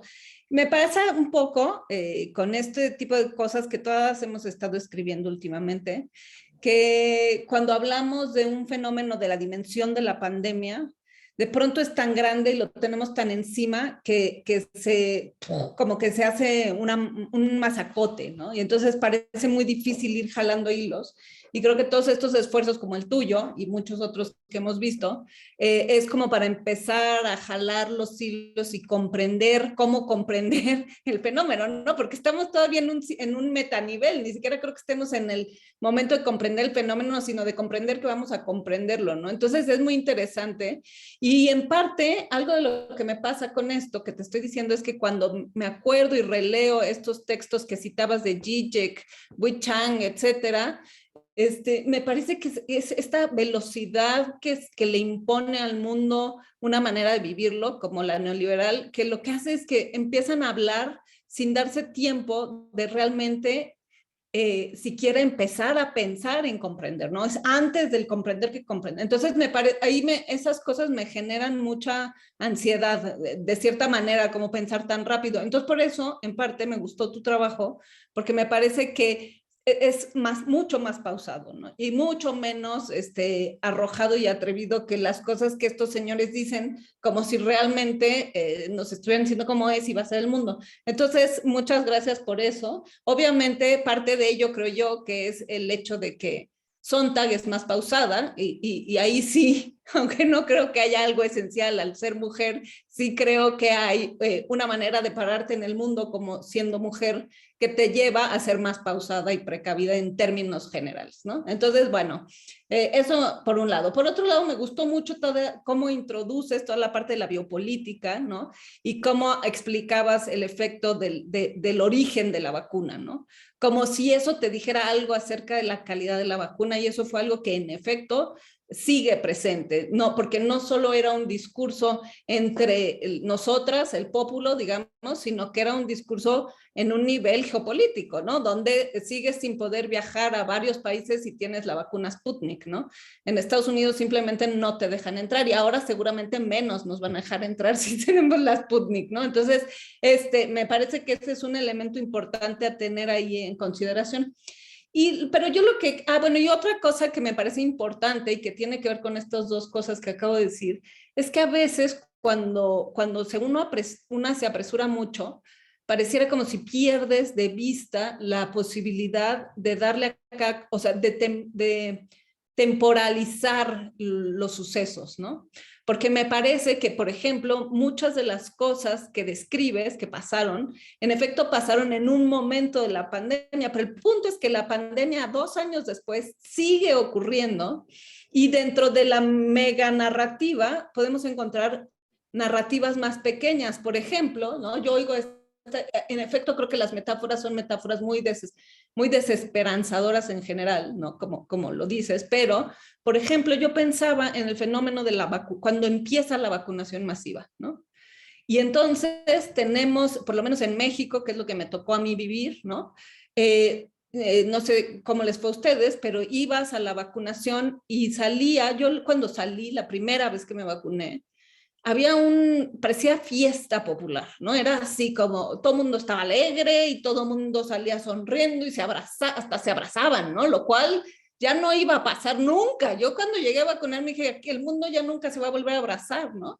Entonces me impresionó muchísimo eso. Entonces, ahí me parece que hay algo interesante con lo que tú puedes jugar si vas a seguir trabajando este tema, que es cómo se insertan estas narrativas mucho más acotadas, ¿no? A un fenómeno dentro del gran fenómeno, y cómo eso va transformando no solo nuestra percepción de la metáfora, ¿no? Sino la metáfora misma, ¿no? El significado que la metáfora va adquiriendo. Que creo que eso es algo que Sontag no hace, pero que podrías jugar con ello y tendrías ahí un elemento, creo yo, interesante. Y por último, te quiero hacer una sugerencia, a ver qué te parece. Yo he estado también pensando mucho en las metáforas, acabo de escribir un texto, donde en lo que yo me concentraba era en la metáfora bélica, ¿no? Porque no sé si se acuerdan que cuando empezó la pandemia, todos los gobiernos, todos los presidentes, decían, tenemos un nuevo, era como si tuviéramos un ejército, ¿cómo se llaman estos? Terrorista frente a nosotros, ¿no? La enfermedad es el enemigo común, vámonos todos contra el enemigo. Y las metáforas iniciales a este nivel de gobierno, no de los médicos, eran metáforas muy, muy, muy bélicas. Y eso yo creo que tuvo un impacto en el discurso médico, ¿no? Porque los médicos, en efecto, metaforizan, no sé cómo, tú lo sabes mejor, ahora hablaste un poco de eso y la replicante también. Perdóname, se me olvidó tu nombre. Ceci. Ceci. Sí. Entonces, me parece que eso ustedes sabrán mejor, pero ahí hay otro lugar donde las metáforas se van resignificando, ¿no? Porque una cosa es el discurso político y otra cosa es el discurso médico y cómo uno imbuye al otro y lo va modificando. Pero justamente en este sentido es lo que te quería lanzar, a ver qué piensas. A mí me parece que esta metáfora bélica no es algo que se construye o que inicia a ser usado como parte de la vida, porque ahora sí que son las metáforas a través de las cuales vivimos, ¿no? Sino que dan cuenta de cómo es el mundo en el que vivimos. Estas metáforas, la idea de la guerra es una idea que está presente entre nosotras todos los días desde hace muchos años. La guerra parece ser parte de la vida, ¿no? Y entonces pareciera como si el habla de la guerra de pronto sirve, como está tan presente y nos va marcando subjetivamente de una manera tan potente, me parece que justo esa marca subjetiva lo que te hace es que te permita usar el habla bélica para describir tus experiencias, ¿no?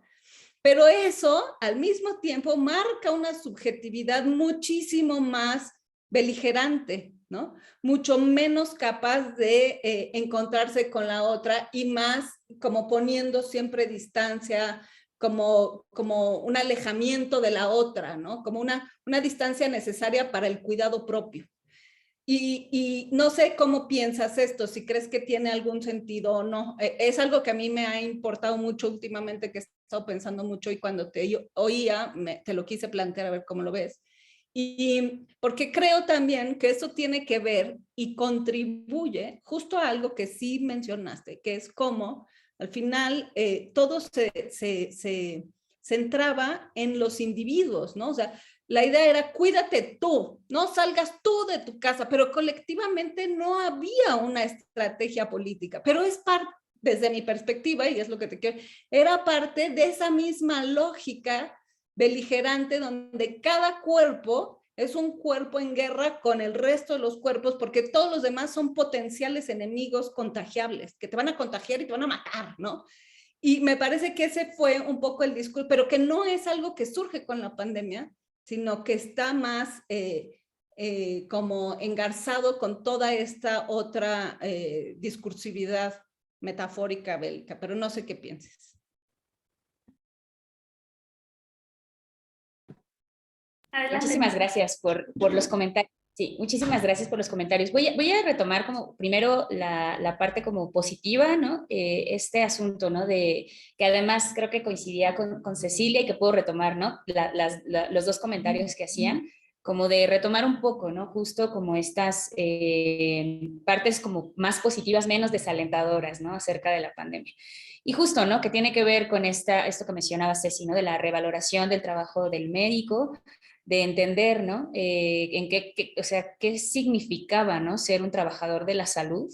Veíamos, ¿no? Como muchísimas fotos de estos trabajadores, ¿no? Con la cara marcada, ¿no? Y viéndolos además como, para usar un poco, ¿no? Como también esta metáfora bélica, como guerreros, ¿no? O sea, como los soldados, los que estaban enfrente, como héroes, ¿no? Los verdaderos héroes, ¿no? Como en todo esto, más allá de los gobiernos y demás, sino ellos, ¿no? Depositar en ellos ese carácter.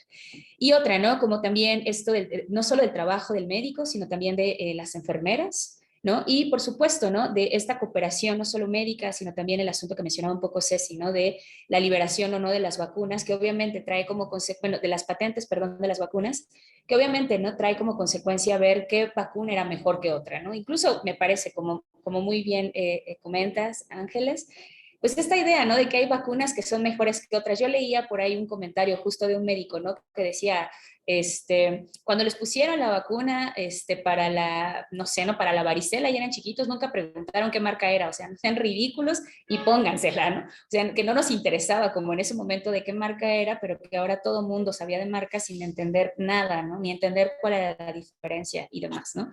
Y hasta la fecha, ¿no? O sea, como muy bien dices, o sea, que hay lugares en donde no podemos ir por el tipo de vacuna que tenemos.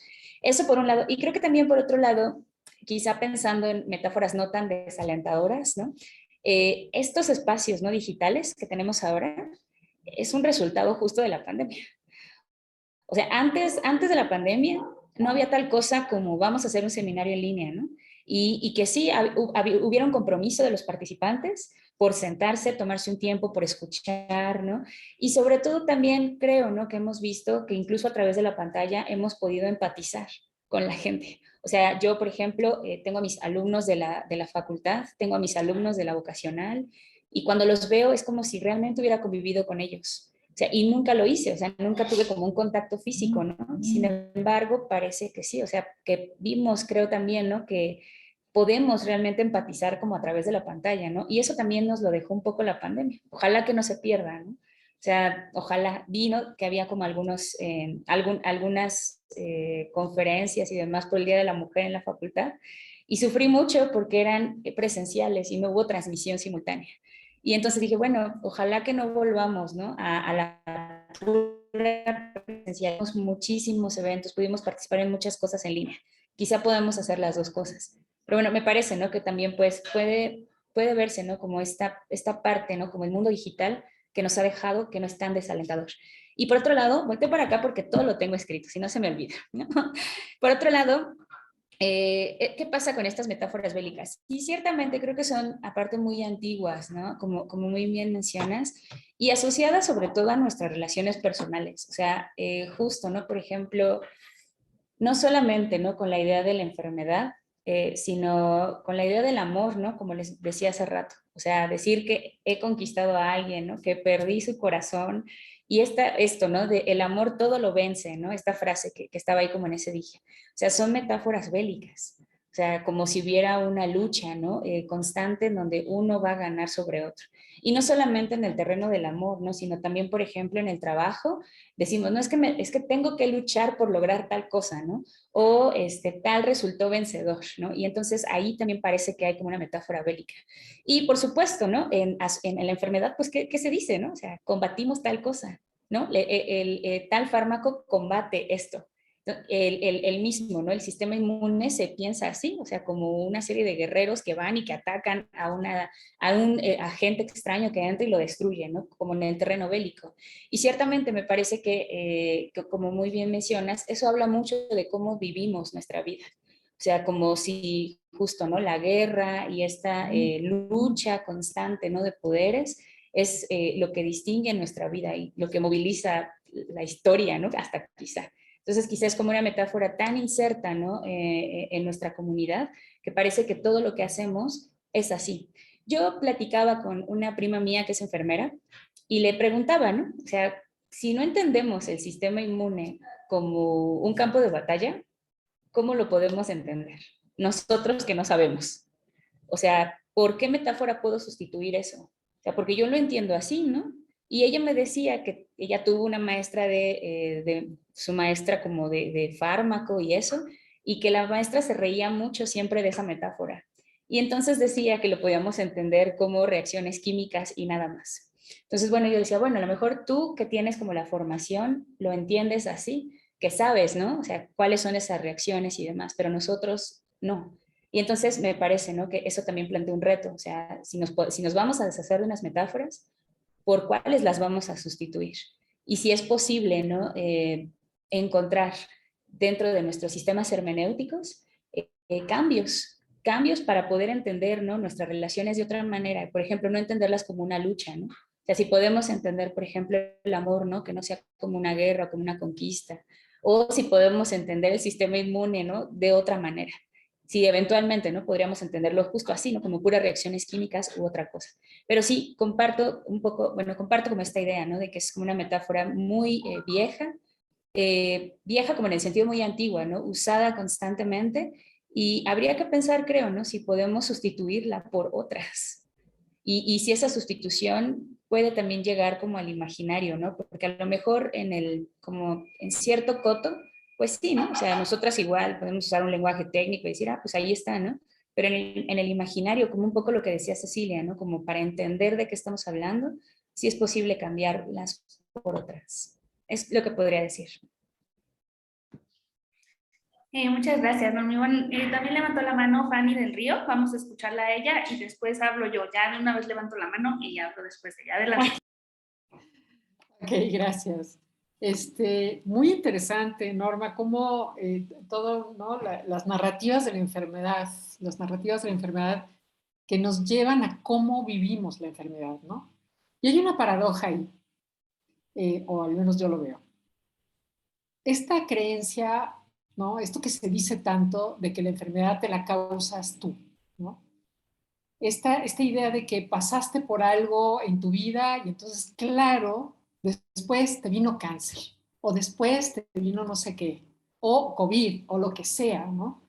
Como la enfermedad muchas veces se ve, obviamente de forma popular, digamos, no médica ni científica, pero de una forma popular, cómo la enfermedad se ve como una somatización, y ahí sí vamos a lo científico, pero bueno, cómo se ve como una somatización de un proceso psicológico, de un proceso afectivo, etcétera, ¿no?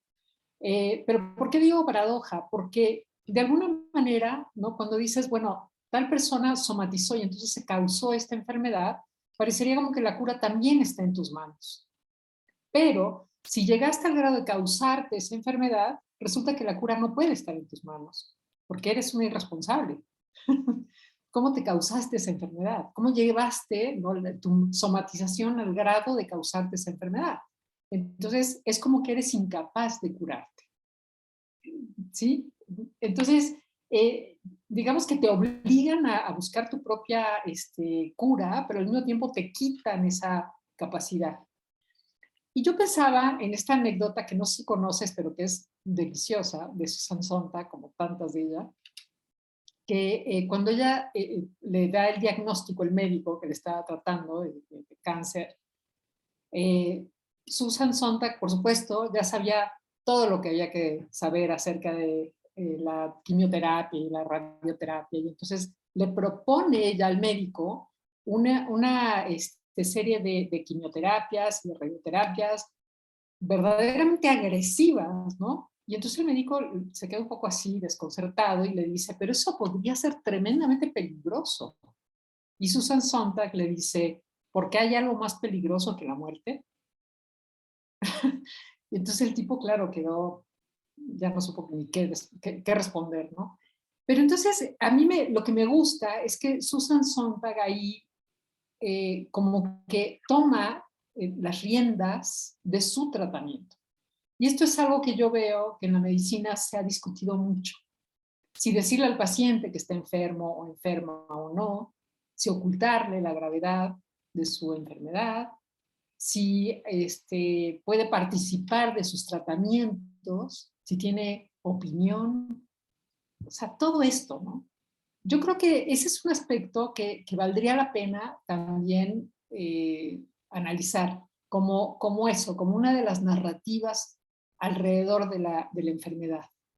De alguna manera lo tocaste allí, pero no sé, quizás valdría la pena que lo oyeras un poco más. No sé qué opinas, pero felicidades, me encantó tu ponencia. Gracias, Fanny. Sí, no sé, pues es que Susan Sontag pues era una mujer educada, ¿no? Que de alguna manera sabía por dónde, ¿no? Pero ¿qué pasa con quien no, no? O sea, ¿en qué medida? Y aquí no quisiera como verme como elitista o algo así, pero ¿en qué medida realmente cuando no sabemos qué es lo que pasa, podemos, por ejemplo, intervenir, ¿no? O sea, ¿en qué medida realmente podemos proponer? Y es más, ¿no? Incluso si supiéramos como todo súper bien, no tenemos nosotros el ojo clínico, ¿no? Que puede tener un grupo de médicos, quién sabe, ¿no? Es algo complejo porque justo no parece que nosotros contamos con los significados que podemos tener y entender, ¿no? De lo que nos está pasando. Entonces ya ir más allá, ¿no? Intentar intervenir, ¿no? Me resulta un poco complejo, como bastante cuestionable aparte, ¿no? ¿Qué es lo que pasa con estas, o sea, con estas narrativas? Ay, creo que se me congeló la...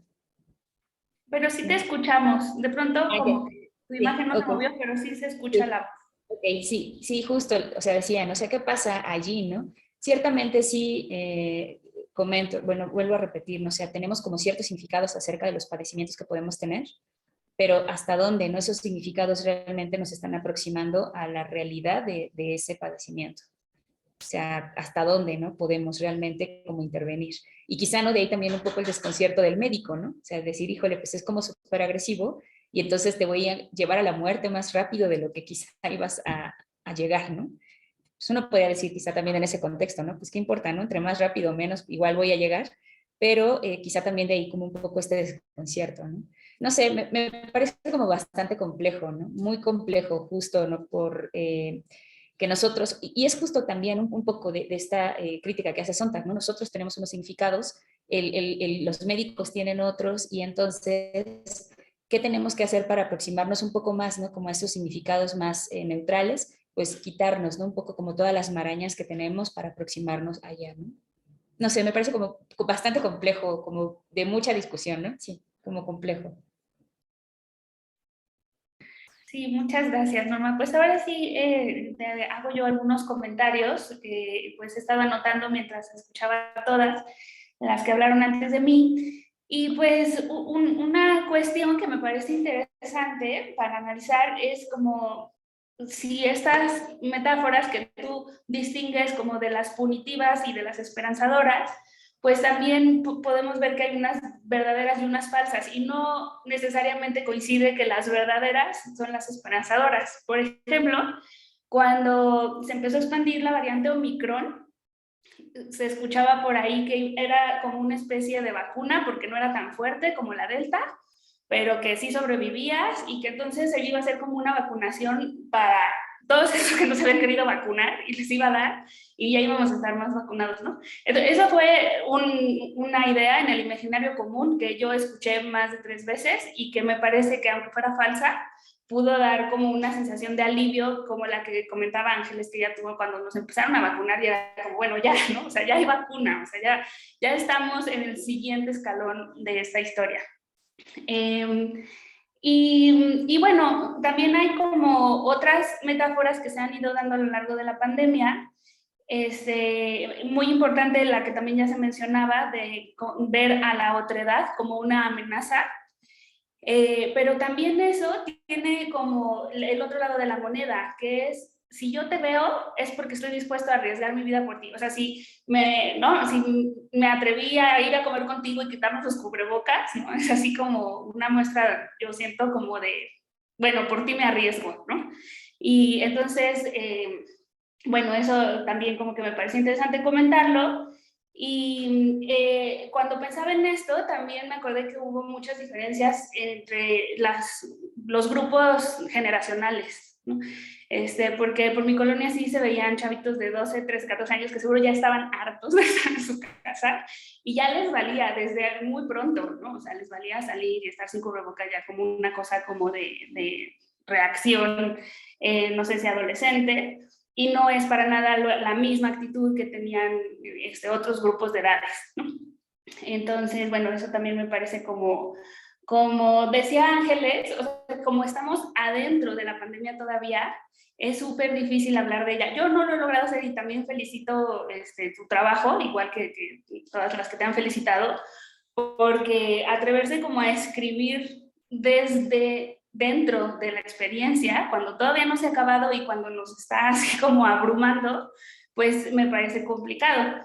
Y seguramente dentro de 10 años o dentro de 20 años, pues tendremos como elementos para poder analizar con tranquilidad o con más tranquilidad, quiero pensar, esta situación por la que estamos atravesando. Y bueno, ya para terminar, también tenía anotado aquí que ha habido muchos emojis y bromas que ya son como simpáticos, que ya también es como hay que reírnos de esto y que creo que conforma mucho como si se puede hablar de eso, la identidad mexicana, ¿no? De reírnos de nuestras desgracias. Y pues también, o sea, y a mí me caen súper bien, así hay un emoji de una señora que está como dando con la escoba al COVID y lo disfruto mucho, ¿no? O sea, como que también hay unas partes como, pues de reírse de la desgracia. Entonces, bueno, todo esto era lo que yo quería comentar y pues no sé si quieras decir algo al respecto y también Ángeles dice que le gustaría participar de nuevo si quedara tiempo. Adelante, Norma.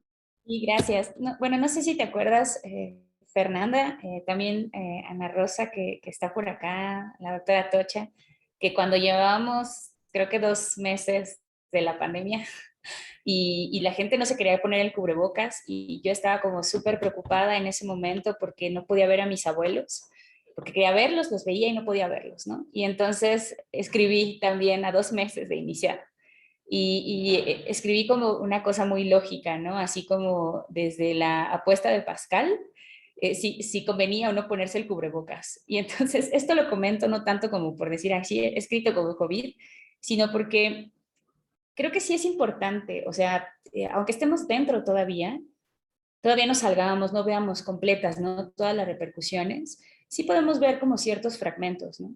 Y entonces a partir como de esos fragmentos, intentar analizar, ¿no? Ya sea para nosotros, ¿no? O para alguien más, lo que está pasando, ¿no? Sobre todo por la trascendencia que tiene, porque nos ha aislado. Esto que les decía era una preocupación como muy genuina, de verdad. O sea, yo decía, yo quiero ver a mis abuelos y la gente no se pone en cubrebocas. ¿Y por qué no se ponen en cubrebocas, no?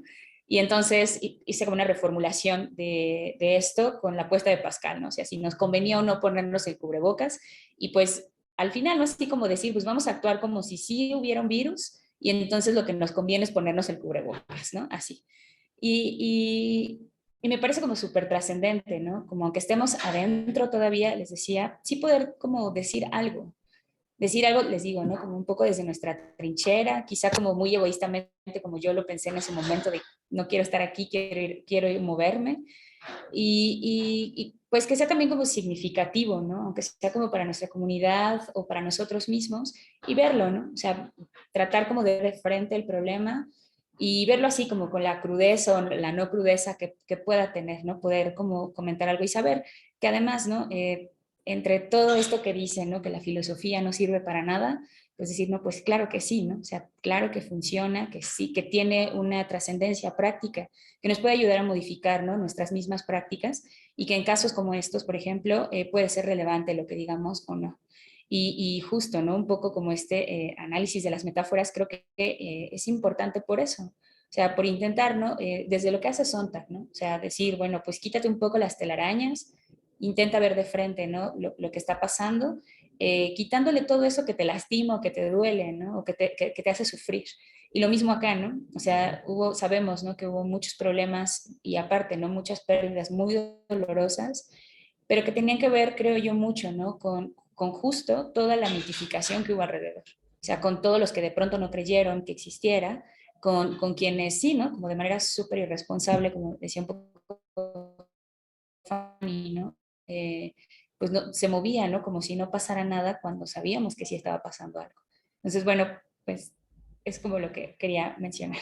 Gracias, Fer, por tu Muchas comentario. gracias, Norma. Pues sí, hay unos minutitos. Si quiere Ángeles volver a hablar, adelante. Ay, perdón, gracias. Es que me quedé, o sea, con tu respuesta me quedé pensando que en realidad el punto que estaba yo tratando de hacer y nunca hice era que, o sea, creo que hay un acuerdo básico, pero lo que te quería decir es, me parece, y esto era lo que no sé qué piensas, que en realidad las metáforas se van articulando en parte debido a las prácticas en las que estamos involucradas, las prácticas sociales, las prácticas epistémicas. Y esto tiene que ver con la manera como nos relacionamos unas con las otras, ¿no? Entonces, quizá de lo que se trata no solo es de cambiar las metáforas, porque en efecto, la pregunta que le haces a tu prima enfermera tiene sentido si pensamos que cambiando las metáforas vamos a cambiar un poco nuestra manera de pensar acerca o de vivir la enfermedad. Pero me parece que eso depende más de ir cambiando justo las prácticas que hacen a una comunidad de cierto modo, ¿no? Entonces, quizá, o sea, como que es un ir y venir continuo, ¿no? Pero que si cambias las metáforas sin cambiar la manera, por ejemplo, que esto es bien interesante del trabajo que hace Marcia Villanueva, entre otras personas, ¿no? Que lo que hace Marcia es tratar de comprender cómo forman a los médicos, ¿no? Y entonces dice, la galenización es muy parecida, dice ella, a las masculinidades actuales, ¿no? Que son masculinidades muy tóxicas. Dice, y entonces lo que hacen cuando te educan como médica es que te van en este sentido, ¿no? En este sentido de masculinidades tóxicas, etcétera, ¿no? Entonces, no lo dice así, pero es un poco la idea. Y entonces pareciera que, por ejemplo, si hablamos de las metáforas médicas, quizá ir cambiando desde la educación médica, ¿no? El tipo de formación que mi hija está estudiando ahorita medicina y yo la veo y me impresiona porque va en primer año y ya está sometida. Yo veo la opresión operando desde el primer año y ella feliz, ¿no? O sea, hay una cosa muy, muy rara de cómo ella está feliz por lo que piensa que va a alcanzar, ¿no?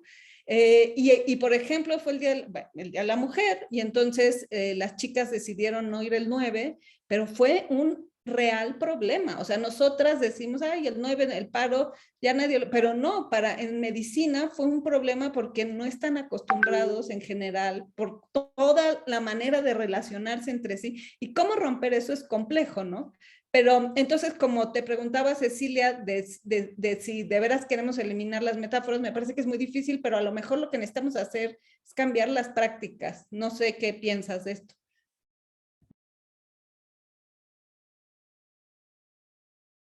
Y yo concuerdo, o sea, es como imposible dar una primacía a algo, ¿no? O sea, decir, es como un poco esta pregunta, ¿no? Del huevo y la gallina.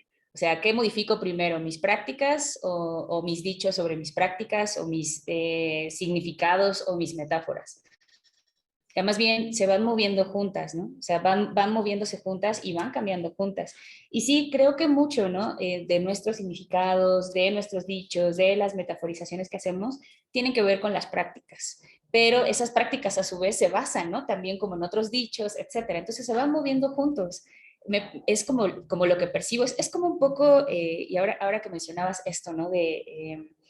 Como, de esta masculinidad o masculinización, o sea, un poco como los dichos que hay en nuestro imaginario, ¿no? Y que hacen que veamos a las mujeres de cierta forma, ¿no? Y cómo cambiar eso, bueno, pues cambiando las prácticas y las prácticas a su vez hacen que veamos esos dichos ya mal, ¿no? O sea, cosas, ¿no? Como esto de la mujer cargada y en la esquina, ¿no? O sea, esas cosas que yo recuerdo mucho que decíamos cuando era pequeña, o sea, que ahora lo dices y entonces, porque hay una práctica que se ha modificado y entonces se resignifica, ¿no? Al grado, ¿no? Que puedes resignificar o anular, ¿no? Por completo, por ejemplo, un dicho de esa naturaleza.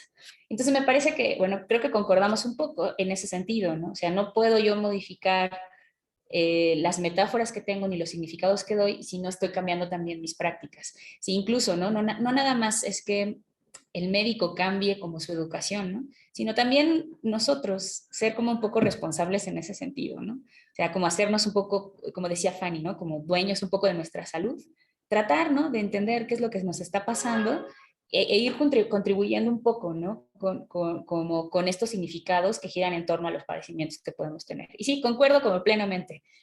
Y con esta precisión, o sea, que no podemos decir, ¿no? Pues está primero esto y luego esto, sino que van cambiando, y no sé, ¿no? Como en qué momento nos damos cuenta. O sea, justo esto que te decía, ¿no? De al voltear como al pasado y decir, híjole, es que yo fui criada como con esos dichos, pero ahora yo ya no los veo como los veía en ese momento, porque algo ha cambiado. ¿En qué momento? Pues no sé, ¿no? Pero cambiaron las prácticas, pero también los significados, y entonces reevaluamos, ¿no? Todo nuestro sistema, y empezamos además, ¿no? A partir de ese cambio también a actuar de otra forma o actuar en consecuencia. Entonces yo concuerdo, pero como con esa duda, ¿no? O sea, ¿qué es lo que va a pasar ahí primero? O si cambian los dos, ¿van acompañados o no? Bien. Pues muchísimas gracias a Norma Ivonne Ortega Sagrazúa y también a Cecilia María Calderón, que fueron las ponentes y comentadora del día de hoy. Para mí pues fue un honor y un gustazo estar aquí, ver también otras caras conocidas y unirme a la red de filósofas a las que yo creí que ya pertenecía, pero realmente pertenecía a Psychoanalytic y luego me confundo mucho. Pero bueno, ya me inscribí y bueno, pues a las que estén conectadas el día de hoy, las invitamos el próximo jueves a las 4 de la tarde, el 17 de marzo, a la siguiente ponencia que va a ser sobre disparidad de género en la filosofía, y van a estar hablando Erika Torres y Atocha Liceda. Entonces, pues están todas invitadas. Que estén muy bien, muchas gracias. Mucho gusto en verlas.